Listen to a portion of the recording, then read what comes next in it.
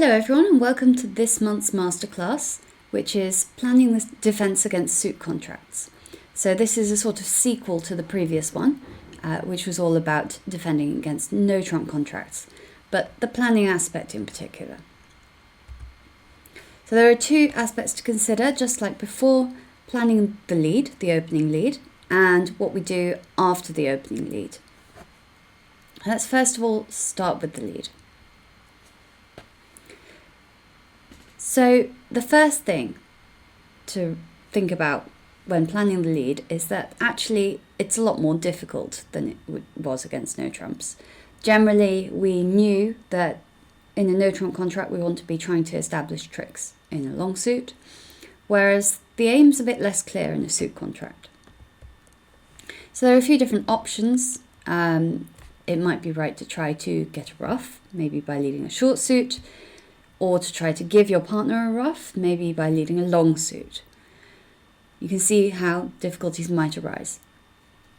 It could be right just to try to establish quick tricks by leading a sequence. It could be right to force declarer, which is a technical term that means that you're trying to get declarer to ruff things, usually to promote your own trump holding or to weaken declarers. Conversely, it could be right to try to draw trumps and stop declarer from ruffing things. And it could just be right to go passive, avoid giving anything away, let declarer either misguess, or maybe just avoid playing a delicate suit. So things to consider when we're planning the lead include the bidding, which is the biggest clue that you have, because at this point you're leading blind. You can't see the dummy. Do you already know a lot about declarer shape? Maybe they've told you in the auction what they have, or maybe they've only implied some things that you have to use to the best advantage that you can. Let's look at an example. The opponent's bid 1 heart, 1 spade, 2 clubs, showing 5 hearts and 4 clubs, 2 diamonds, which is 4th suit forcing, 2 no trumps, just showing a diamond stop, but also skipping past a couple of bids. So it skipped past 2 hearts, which might be the bid that they make with 6 hearts, often it will be, or simply a bid to say that they don't have anything to say. And 2 spades would show that they had 3 of those.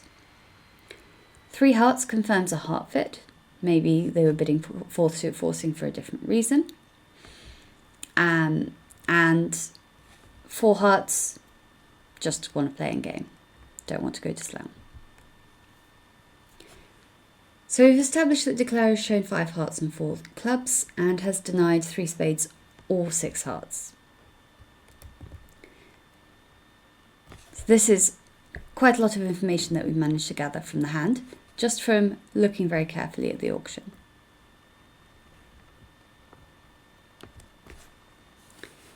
Another thing to think about in terms of the bidding is they might have indicated some weaknesses here. So in this auction, 1 heart, 1 spade, 2 diamonds this time, 3 clubs, which is 4th suit forcing. At this point, the 3 spade bid says, I not only have 5 hearts and 4 diamonds, but I also have 3 spades. Raise to 4 spades just to play in game.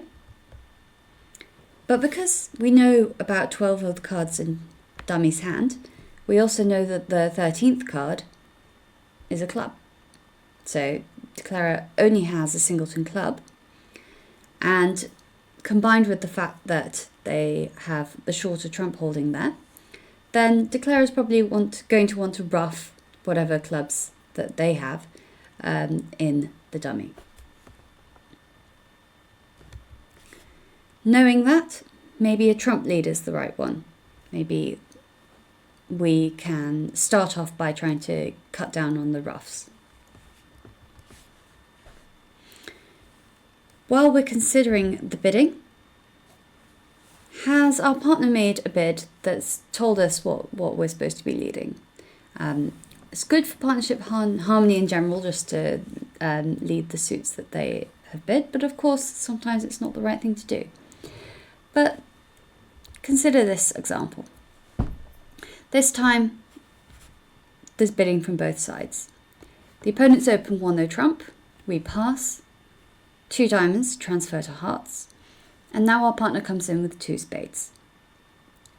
Goes pass, we pass, responder tries 3 no trumps, and then opener corrects to 4 hearts.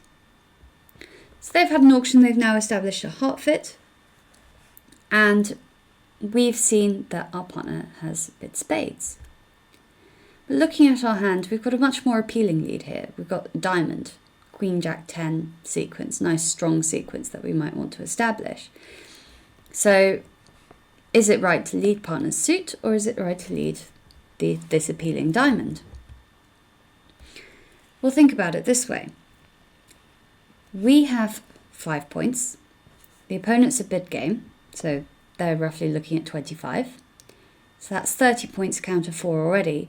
But our partner's made a 2-level overcall, and usually that indicates an opening hand. But there's no way our partner has 12 points here, based on the bidding. So in that case, if partner doesn't have 12 points, then why did they make this bid? Right in the middle of the auction as well. Well, probably they're doing it because they have such a great suit. So they're really determined for us to lead a spade. They're bidding based on suit quality. So although we have this attractive diamond lead, it's better to lead a spade. Another consideration is your own trump holding. That can often give you a clue about what kind of plan you're trying to follow here. So think about whether you're already entitled to a trump trick, or whether you're supposed to be trying to take roughs in order to take tricks with your trumps. And compare these 2 hands. 4 spades is the contract, and in the first example we've got 3 little spades. Not very inspiring. So from that point of view, they're not going to be tricks unless we rough diamonds, so we may as well just lead our singleton. However, in the second one, we have king, jack, 10, and, we've got 2 trump tricks. Almost certainly. Maybe 1 on a very, very bad day. But leading our singleton's not going to help anything. And if anything, if we weaken our trump holding, that might actually help declarer.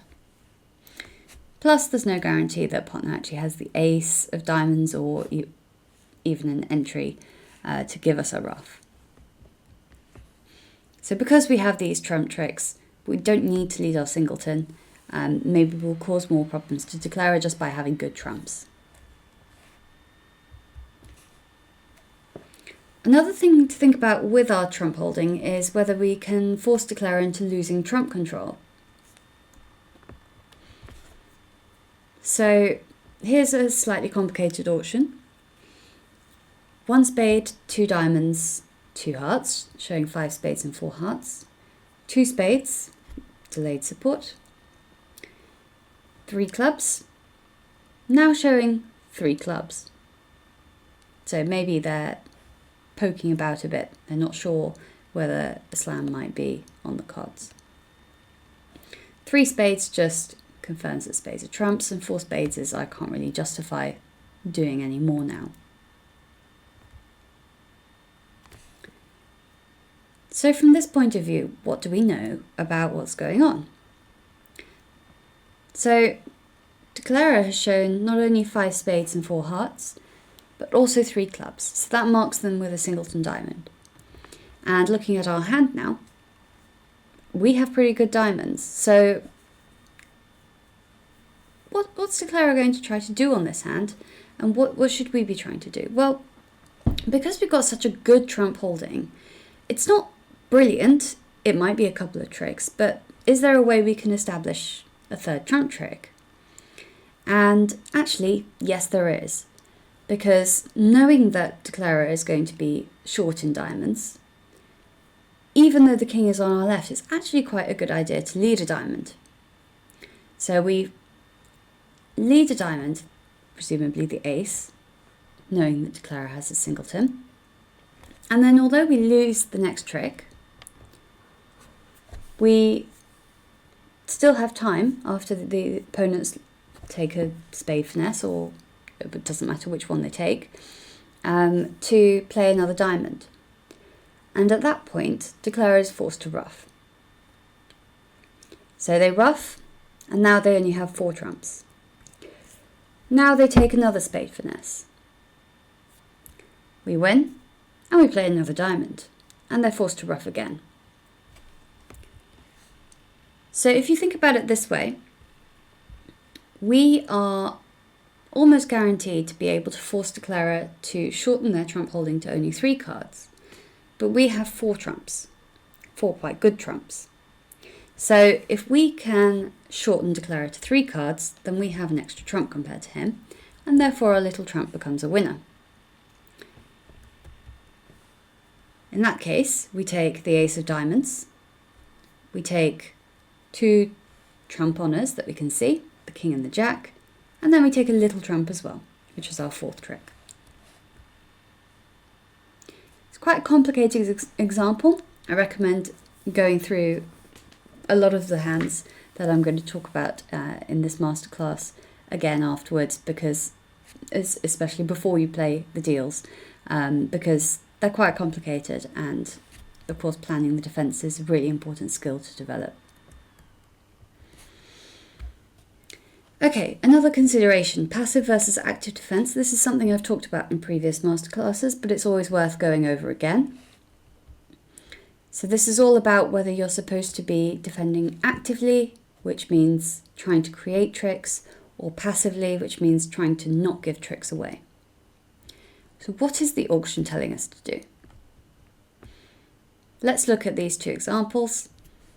In the first one, the opponents tentatively have an invitational auction up to game.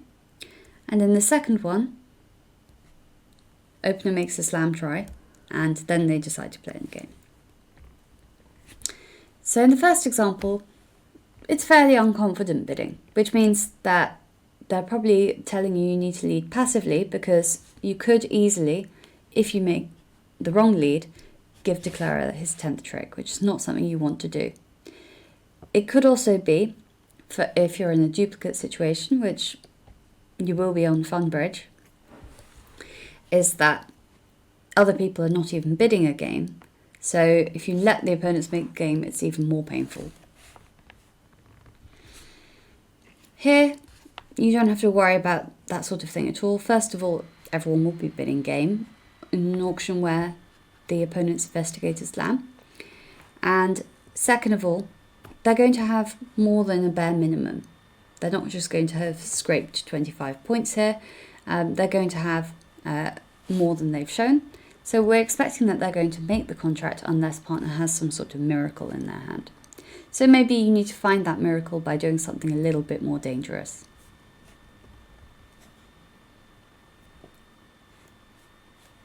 Okay, so in these hands, we've had an auction, slightly unusual auction. We've opened a heart. The opponent to our left passed, partner also passed. 1 spade overcall, we pass, and left-hand opponent raises to 4 spades. So they suddenly come alive. So the 2 examples here are our hand, our opening hand. So in the first one, we have 2.5 tricks. We have 2 aces, definitely tricks, and a king, which is half a trick. So we know that partner didn't respond to 1 heart, so they're not going to have an ace, for example. But they could potentially have a king. So give them something like King Doubleton in hearts, and we're going to be able to give our partner a heart ruff. But if we give our partner the King of Diamonds and a long enough holding to give us a ruff, then maybe we should be leading the Ace of Diamonds. So what we want to do here is actually quite an active thing. We're going to lead our unsupported ace, our Ace of Diamonds, and then hopefully either from some sort of partnership signal or from looking at the dummy, we're going to be able to work out whether we should be trying to give partner a ruff or whether we should be trying to get our own ruff. In the second example, we only have 2 tricks, but there are a few ways that we might be able to get another 2. Partner could have the king of clubs, and the king of the king of diamonds, or the king of hearts, or even just a bit of fluff somewhere. Even the king of spades and with the ace in the dummy would be fine. So there are a few different ways of finding tricks in this hand. The ace and queen of hearts might be really well placed, so it might be that the king of hearts is on our right, and then we're just golden, really. So we're not trying to create tricks, we might have them already. Just lead a passive trump and wait for the tricks to come to you. Now that we've talked about what to do with planning the lead, we have to plan after our partner has made the lead or after we've made the lead. So there will be examples from both sides of the table. So the next steps after the lead are, first of all, if partner led, work out what the plan was. This can be quite complicated, but try to do your best. If you were the one who led, then think about the plan that you made in light of what you can see in the dummy. You need to decide whether the plan was the best plan. And if it wasn't, then what should you be doing instead? And if you are doing something else, then how can you communicate this alternative plan to your partner? It might be that partner led something and you think that was a terrible idea, or it might be that you led something and you're changing your mind and you want your partner to know that you're changing your mind. Okay, so think about your partner's lead. What are your agreements? Something we talked about in a previous masterclass. And what could the lead have been from? So in this example, following Arjun's leading style, third and fifth, our partner has led the two of diamonds, and we know that declarer is balanced. So looking at these holdings where we can see 4 diamonds in the dummy and 5 in our hand, we know that partner's not going to have 5, of course. So this low card, the 2, must be from 1 or 3. However, because we can already see 9 cards in the suit, we know that partner doesn't have 3 because that would give declarer 1. So we can work out that partner must be the person who has 1. Fine. Now we have to think about whether we're going to follow our partner's plan. Let's say that 4 spades is the contract. So we've decided that the 2 of diamonds is a known singleton, and the king is played, and here are your 2 possible hands. So in the first example, you win the ace and have to decide what to do next. Do you give partner your ruff? His ruff, even. Do you give partner his ruff? In this case, yes. You're giving away a diamond trick. You're leading straight into the queen 10, away from your jack. But that's fine because you have the ace of hearts. So what you can do is you can play a diamond and your partner can ruff it, and then partner can play a heart to your hand and you can give another ruff. So although you gave away a trick by leading a diamond away from your jack, you get that trick back because you get to take that second ruff. So then you take 2 aces and 2 ruffs and the contract goes down. In the second example, you don't have the ace of hearts. So giving away the diamond trick is no longer worth it.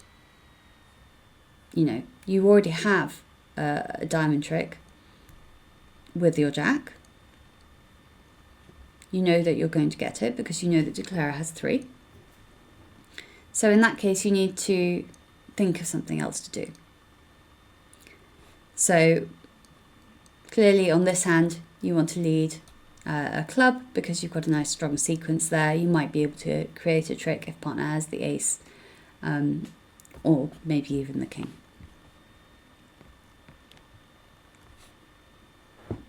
Another thing to think about when you see your partner's lead is making the plan really, really clear. So this singleton lead, again, you win the ace of diamonds. If it's any comfort, not giving partner the ruff will be a surprise. The partner will be able to see that, of course, you can work out what's going on. There's a lot of information going around in the dummy, and partner kind of has to trust you. So you can see the 2 as well as anyone. You can work out that it's a singleton. So if you don't give partner the ruff, that surprise is supposed to make your partner pay attention.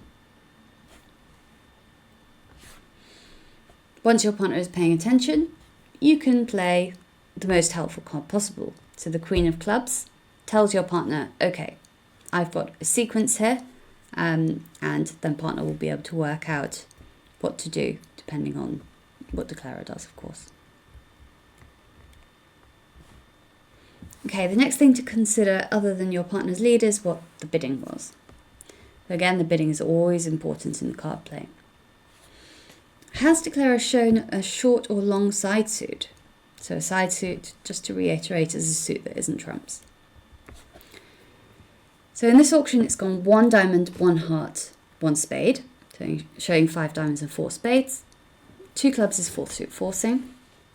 2 diamonds either shows 6 diamonds or nothing in particular. And 4 spades is just, all right, let's play here.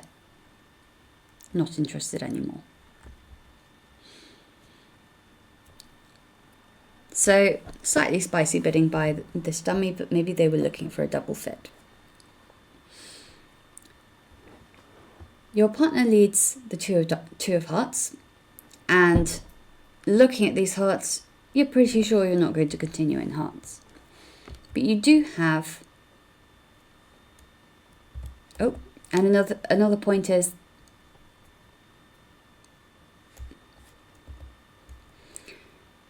partner has led the 2 of hearts, and you've got to think about what that means in terms of your leading style. It could be a singleton, in which case you might want to return 1, or it could be from 3 small cards. So which is it? Well, 2 diamonds said that they didn't have anything to say. So that denies 3 hearts. If declarer doesn't have 3 hearts, then partner doesn't have a singleton, and therefore partner's lead must be from 3 rather than 1. So we need to switch to something. And the obvious thing to switch to is a diamond, because we have a strong sequence there. However, that is declarer's long suit. They've shown at least 5 of them, normally exactly 5. So given that, all we're doing is setting up declarer's long suit. They're going to have to work out the diamonds for themselves, or maybe they won't have to because the hearts are so good in the dummy. So actually we need to do something else entirely. The only way to take this contract down is by hoping that partner has the ace of clubs. So we have to make the dangerous looking switch to a small club, let partner win their ace and play a club back, and then we take our king and jack as well, because the club lead will come back through the queen. In that case, we take 3 club tricks and the ace of hearts. You will, as a side note, give away an over trick if partner doesn't have the ace of clubs and does have a diamond honor instead. But you have to remember that you won't be taking the contract down in that case. So there was nothing you could have done.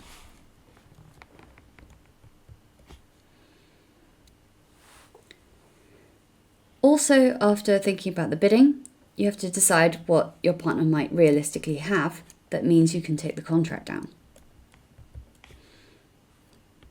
So here's an example where you are still on lead.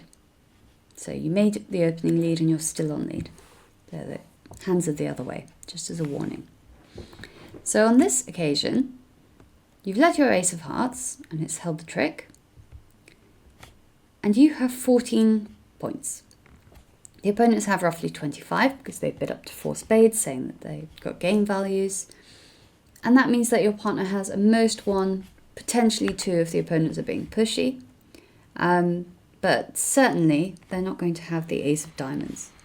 So although a diamond switch looks quite tempting, switch through the king, it's not going to be the winner here because the partner can't have the ace of diamonds. In that case, what are you going to do? Partner doesn't have points. You've got to try to give them a ruff instead. So you can cash your king of hearts and hope to give your partner a heart ruff.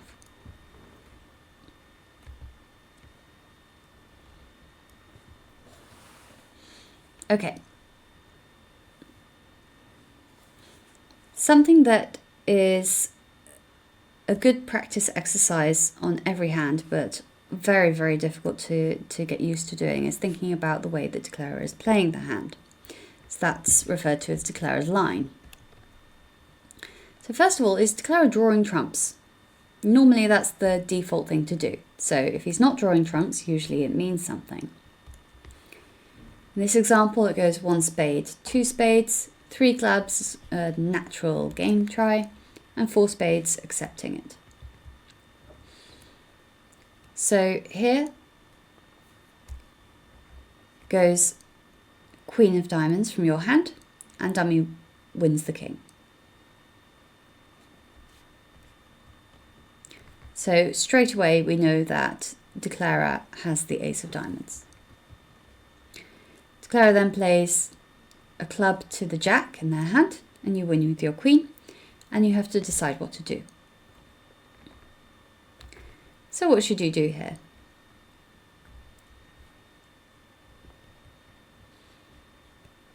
Well, because of the game try, you know that declarer has 4 clubs that they have to deal with.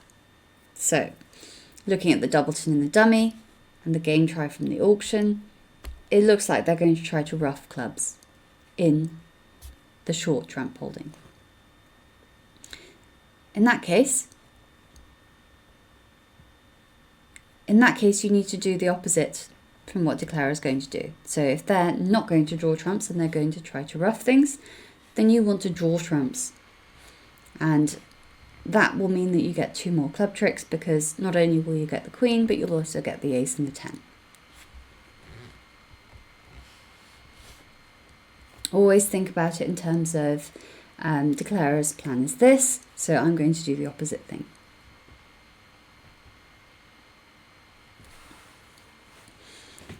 Another thing to watch out for in declarer's line is he about to try to establish a long suit in dummy? This is the next thing to watch out for. 1 spade, 2 diamonds, 2 no trumps showing a weak no trump, 4 spades. Let's play that. This time your partner has led the 10 of hearts, and you're quite pleased with this lead. So, because it goes king from the dummy, ace in your hand, and now you have the queen and the jack as heart tricks, and it looks like partner has the 9 as well. So overall, hearts is a brilliant suit for your partner to have led. And it's really easy at this point to get carried away and think, great, now I want to be cashing all my lovely hearts. But then you look at the dummy and you think, dummy has the shorter trump holding, so if I keep playing hearts, they're going to get ruffed. And that means I don't want to be doing that. So sometimes that's true, but not in this case. What you fail to notice by thinking in this way is that dummy has a bunch of really scary diamonds. So after your ace is gone, the king, queen, jack 10 is going to be able to push out your ace, and they'll have 4 diamond tricks sitting over there, ready to discard hearts on. So any hearts that the declarer tries to ruff are actually just hearts that he could be throwing away. So it doesn't even make a difference if you do try to make him ruff something. So it doesn't even make a difference if you do try to make him ruff hearts. The thing that does make a difference is trying to stop declarer from reaching his diamonds. He has the king of spades as an entry to the dummy. So if you simply play a trump, then declarer is going to draw trumps, finishing in the dummy, knock out the ace of hearts, and use his second diamond to get over there to throw all his losers away. So if declarer is going to draw trumps, then we need to do the opposite. We need to make him ruff things.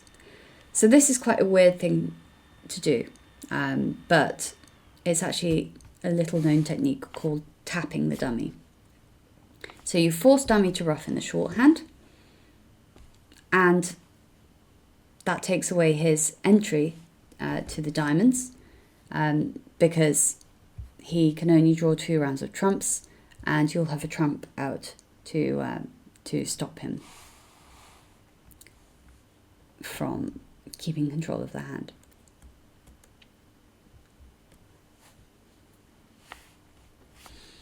Okay, the final thing to consider in the defense is how you communicate with your partner. So we talked about this a little bit earlier with trying to tell our partner the new plan, but what you really want to do is make the defense as easy as possible for your partner to follow.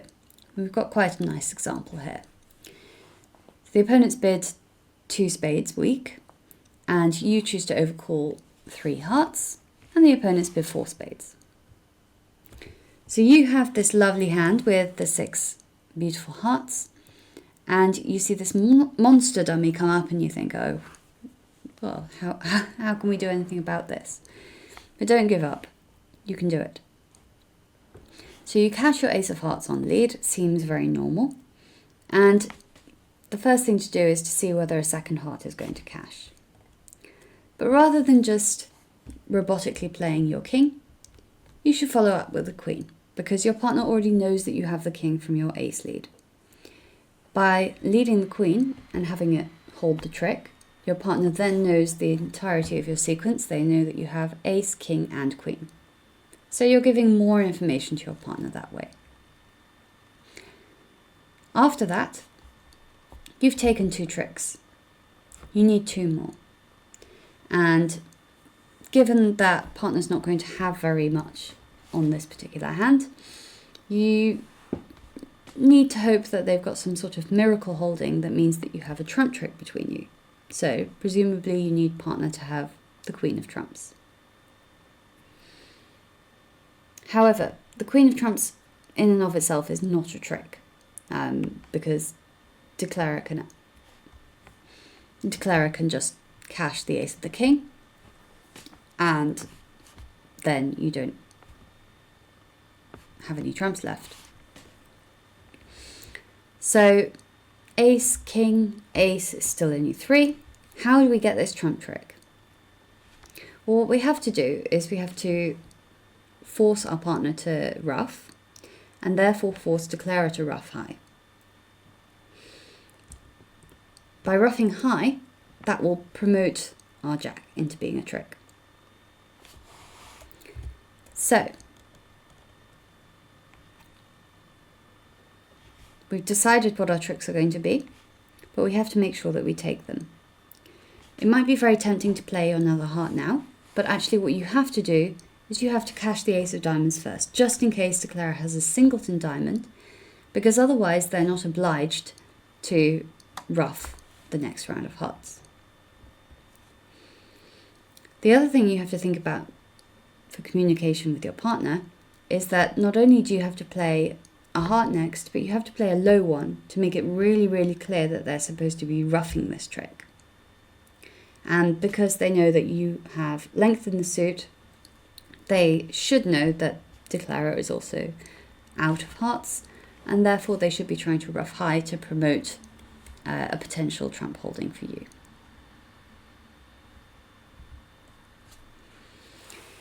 So as I mentioned earlier, these hands are really, really difficult.